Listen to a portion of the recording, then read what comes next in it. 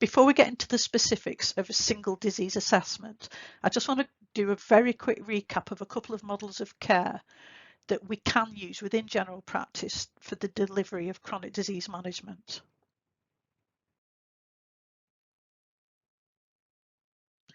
The first one that I want to talk to you about is the Quality and Outcomes Framework. It's otherwise known as the QOF, and I'm absolutely certain that you've heard about this. So the Quality and Outcomes Framework, this is a system that was actually designed to pay general practice for the provision of good quality care to patients with long-term conditions. It's actually been with us since 2004, and it remains a fundamental part of the GMS contract.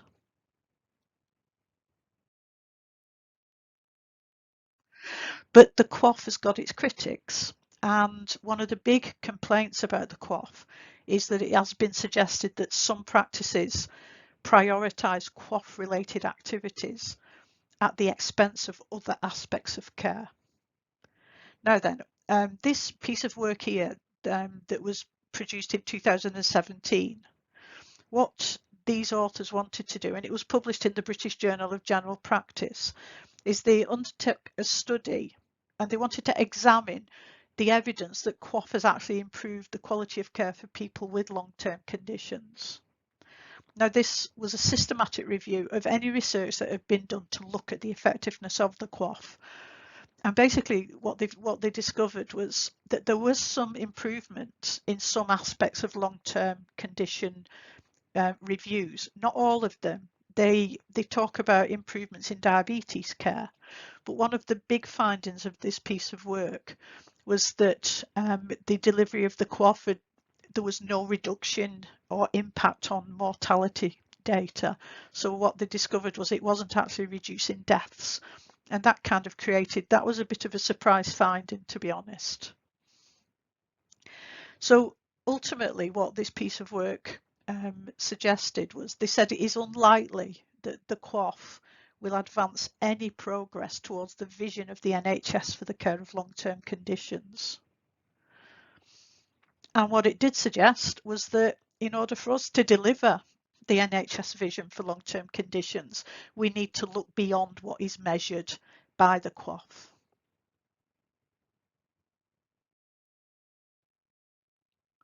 So one of the complaints of QOF is that it has turned disease assessments into tick box medicine, and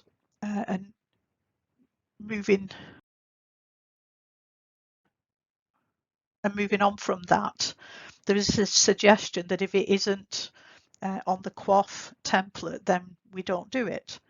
Now, one of the problems with that is often what it tells you on the QOF template is often very, very different to what you might find in national guideline recommendations.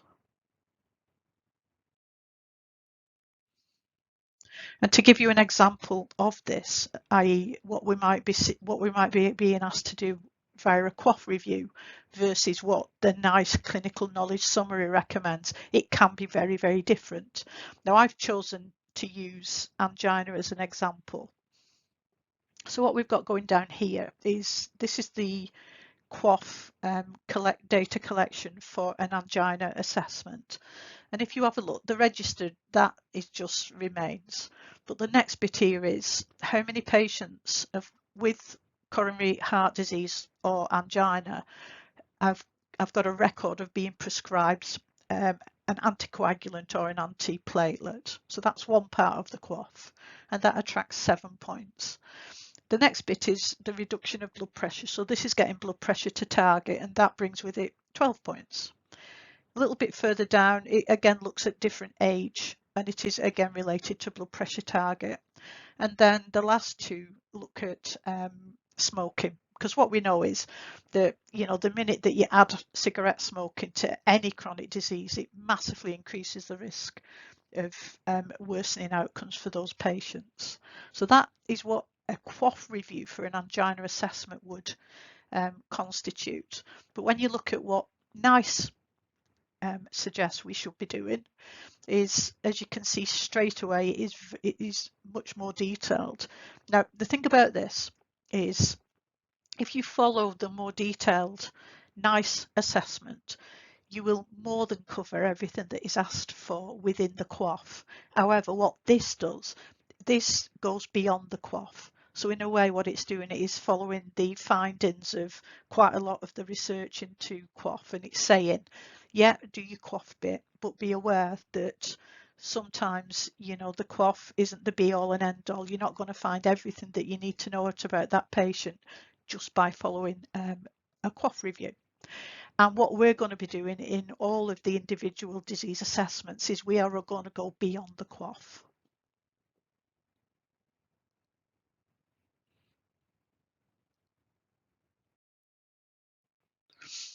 Now, the other model of care that I want to talk to you about, it's called the nursing process. And this was something that was implemented, can you believe it? It was way back in 1958. Now, I am an old nurse, but I'm not that old.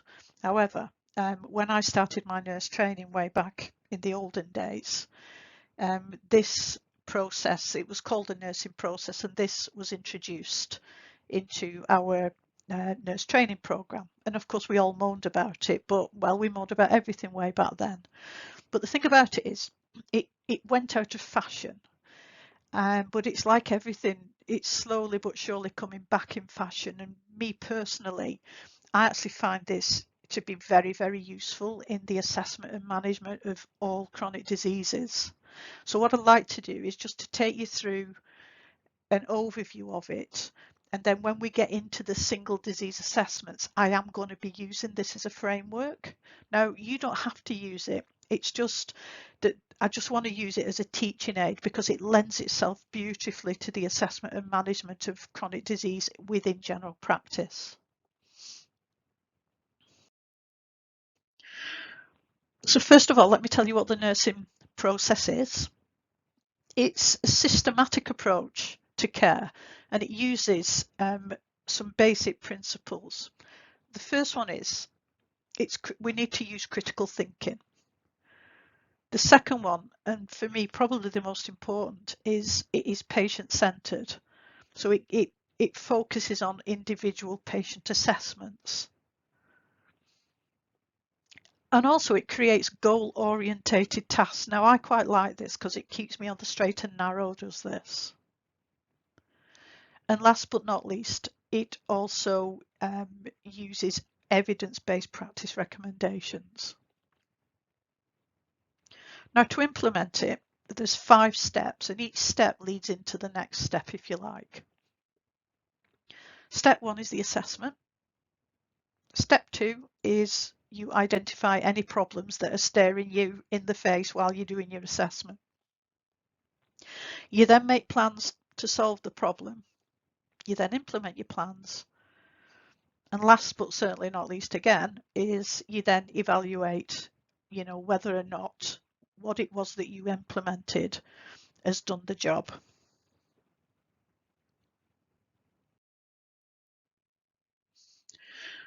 So I'm just going to take you through each of those 5 steps. And remember, we will be using this as a framework when we do the disease assessments. Now, I've got here an example of the use of the nursing process in type 2 diabetes because I've got a little case study related to that in a second, but you can literally apply this to any of the chronic diseases, and that's what we will be doing. So the first part of the nursing process is data collection at your patient review. And the thing about this is I always think about data collection. It's a little bit like computers. Computers are fabulous as long as you put the right data in. You know, if you put the wrong data in, you will always get the wrong data out. So clinical assessment, patient history taking is really, really important. So you collect your data. Then what you do is you have a good look at that data and you start to see whether or not there are any problems. And you split the problems into 2. So we have actual problems. And so this may be a person's got a blood pressure of 200 over 100. So we know that that is an actual problem. You know, we've found it, it's there, it's looking right at us as we're doing our review. Then what you do is you say, well, hang on a minute, what might happen to my patient if I don't sort out this actual problem? And you have a lovely little list that you create. And again, I'm going to show you how to do that in a second. The next step is, okay, so what exactly is it about the problem that I've just identified that I need to be different? And when do I need for that to happen? On from that, you say, well, what have I got to do now to make sure that I achieve that desired outcome? What do I have to do to make all of this happen? Now, the other bit to this, it's absolutely fine for us to have these great ideas, but we then have got to implement them. So we might decide that to drop a blood pressure, oh, we're going to add in another medication. But what if our patient doesn't want that medication? So we've got to kind of have a look at, you know, we've created our wonderful plan. Now, how do we need to implement it? And finally, the part about the nursing process that I really like is it makes us evaluate. So how do you know that you've been successful? And then after that, well, what are you going to do if you've not achieved your desired outcomes? And the thing about the nursing process, which is why I love it for chronic disease management in primary care, is you start again. You say to yourself, well, hang on a minute, what did I miss the first time around? So on the next slide, I'm going to give you a very, very quick example of how this may be used. So what we've got here is we've got a person with diabetes, and they've come for their annual review. And what we've discovered is that their HbA1c is 84 millimoles. Now, we all know that that is too high. And so we now mark that down as an actual problem, something that we have discovered as a result of the data collection. But the next thing we need to ask ourselves is what might happen to our patient if we don't do something about that actual problem? And we know that if you leave somebody with high blood glucose levels for a prolonged period of time, we know that they can damage blood vessels, and that can lead to things like retinopathy, neuropathy, kidney disease, cardiovascular disease. And of course, we don't want for that to happen. So the next part of the nursing process is, what's our target then? Now, we know that everybody with diabetes have got different specific HbA1c targets. So we want to make sure that our patient reaches the specific set target, and we'd love for that to happen within 6 months. Whether it does or not, well, then that's another matter. But, you know, we need to set ourselves a date so that we don't lose this person to follow up. And the next bit is, well, what are we going to do? So the first bit is you set your specific HbA1c target. And then, as the nursing process tells us, we need to follow evidence-based practice. And the national guidelines say we need to start our patient on some metformin. We also need to refer the patient to some diabetes education sessions, and also then discuss lifestyle changes. And with a bit of luck, when we implement all of these actions, we'll be making a really good start on taking our patient to their set target HbA1c. And last but not least, we get right round to the evaluation part. When are we going to follow them up, and what are we going to do? Well, we want to repeat the HbA1c after 3 months. We know there's no point doing it before then because of the way HbA1c measures glycemic control. We want to be sure that our patient's tolerating his medication, and if his results are still high, we will probably want to think about adding in another diabetes medication to help move towards the target. But the thing with most long-term conditions is that they rarely come with just one problem. And certainly things like diabetes, it is not uncommon for them to come with high blood pressure or even CKD. And then all you need to do is throw into the mix the fact that they're a current smoker. And all of a sudden, what we've got is actually quite a long list of problems.